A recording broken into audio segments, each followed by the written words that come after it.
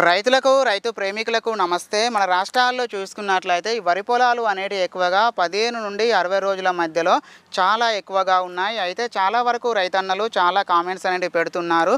Bro, మేము ఈ వరి సాగులలో urea, DAP, NPK, potash, CMS, seaweed, humic ఇట్లా అన్ని రకాల ఎరువులు అనేవి వేస్తున్నాము. కానీ ఈ వరి సాగులలో ఈ పిలుకలు అనేటివి రావడం లేదు.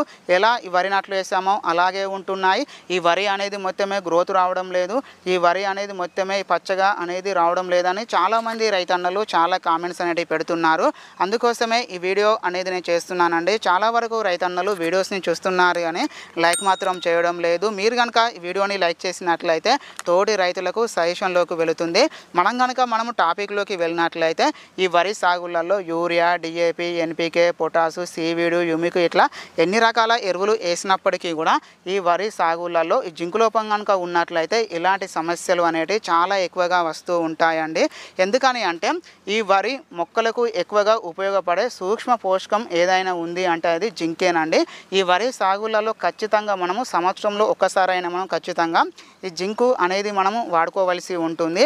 ఈ వరి సాగులలో ఈ జింకు లోపం కనుక ఉన్నట్లయితే మనం దాన్ని ఎలా గుర్తించాలో ఒకసారి మనం చూసుకున్నట్లయితే ఆకులు వచ్చేసి స్టార్టింగ్లో మొత్తం కూడా ఎల్లో రంగులోకి మారిపోతూ ఉంటాయి.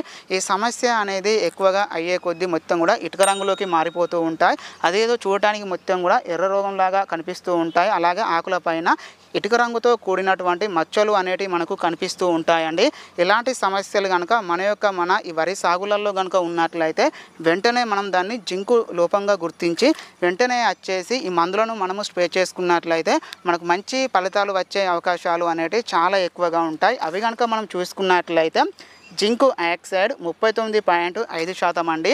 దీన్ని వచ్చేసి మనము ఒక ఎకరానికి 250 mlని 150 నుండి 200 లీటర్ల నీటిలో మిక్స్ చేసుకొని మనము స్ప్రే చేసుకోవాల్సి ఉంటుంది. లేదు అంటే ఈడిటిఏనండి. ఇందులో వచ్చేసి ఈ జింకు సల్ఫేట్ వచ్చేసి 12% ఇందులో ఉంటుంది.